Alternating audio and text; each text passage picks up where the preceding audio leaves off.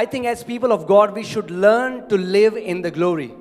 और मैं मानता हूं कि परमेश्वर के लोग होने के नाते हमें महिमा में जीना उसकी आदत होनी चाहिए। Living in glory is the highest level you can live in the kingdom. महिमा में जीना सबसे ऊंचा स्तर है राज्य में जो आप जीवन जी सकते हैं। Very few people are able to tap into the anointings and the gifts of the Holy Spirit, but living in the glory is even greater than living in the gifts. बहुत कम लोग हैं जो पवित्र आत्मा के वरदानों में चलते हैं, उनमें कार्य करते हैं, लेकिन महिमा में जीना उन वरदानों से ऊपर का स्तर है। Amen. God is trying to get our attention. He's saying, "Hello, hey, look at me. I'm trying to show you something." वो ऐसा है, प्रभु हमारा ध्यान अपनी ओर आकर्षित कर रहा है कि भाई साहब मैं कुछ दिखाना चाह रहा हूँ। And as children of God, I want to tell you that there is a greater realm than you can tap to just by coming into church. It's not enough.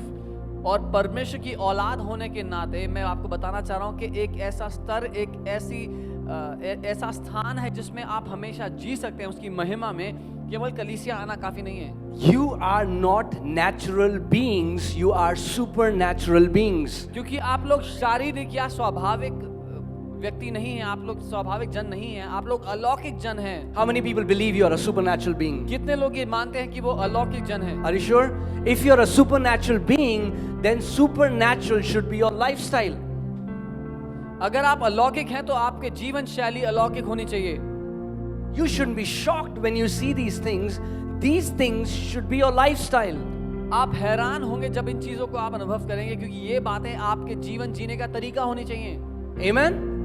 And I'm not satisfied with this. I say, Lord, I want to press more. I want to experience and encounter everything that is mentioned in your word.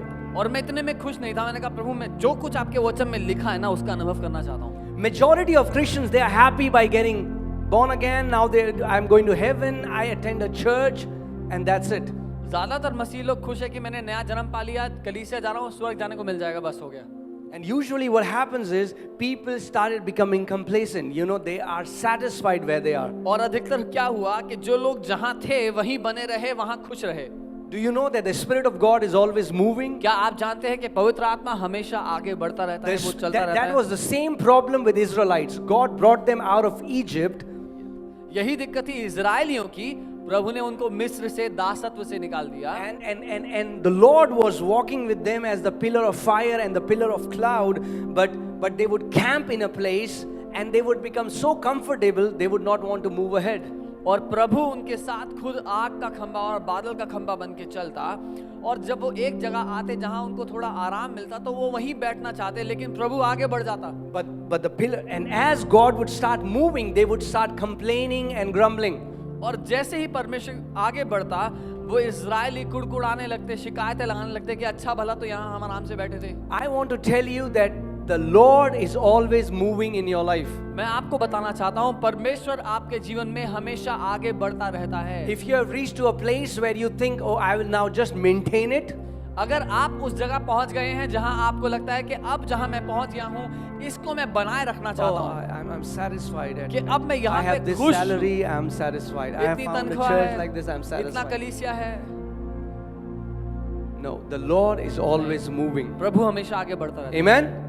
And if He's moving, He wants you to be moving. और जब वो आगे बढ़ रहा है तो वो चाहता है कि आप भी आगे बढ़ते जाएं।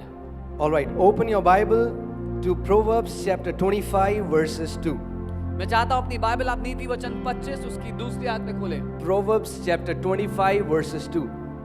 नीति वचन 25 उसका 2। It says, God conceals the revelation of His word in the hiding place of His glory. I'm reading from TPT, the Passion और Translation. मैं पैशन ट्रांसलेशन से पढ़ रहा हूँ और ये कहता है कि परमेश्वर अपने वचन के प्रकाश को अपनी महिमा में छुपा कर रखता है। All right, so God hides His revelation in the hiding place of His glory.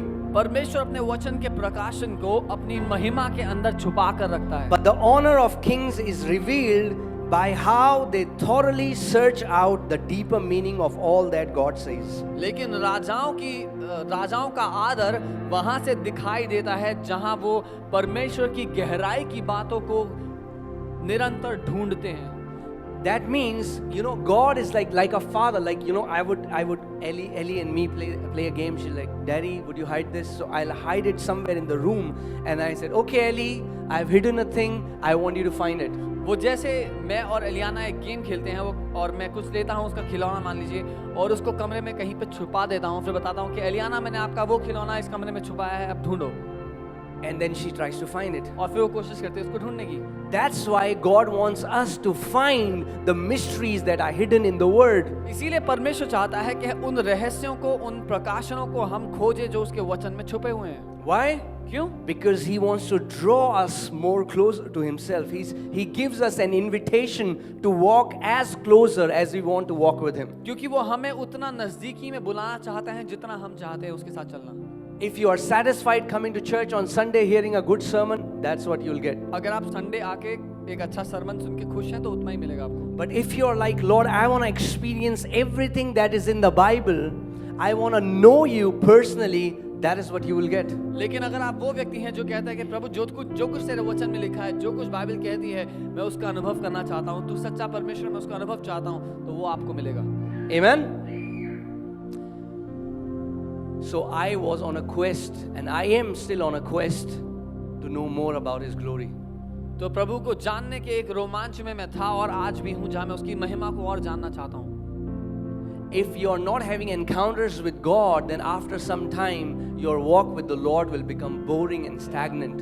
अगर आप निरंतर उसके अनुभव नहीं पाते, अगर परमेश्वर आपके जीवन में निरंतर अपने कामों को नहीं दिखाता, तो आपका जीवन उसके साथ बहुत ही उकता देने वाला हो जाएगा और ठहरा सा लगेगा. And when you don't have encounters with the Lord, then you start taking delight from the discipline rather than from the Spirit of God. और जब वो अनुभव आपके जीवन में नहीं है, तो अनुभवों को हटा करके आप अपने अनुशासन में खुश होने लग जाएंगे कि मैं इतने घंटे ये कर रहा हूं. Then what pleases you is, oh, I prayed for 8 hours a day. तो आपको किस बात से खुशी मिलेगी कि मैंने 8 घंटे प्रार्थना की. You were never created to draw delight from discipline. आप कभी भी अनुशासन से आनंद लेने के लिए नहीं बनाए गए थे. You were created to draw delight from God Himself. आप बनाए गए थे कि आप परमेश्वर स्वयं से आनंद लें.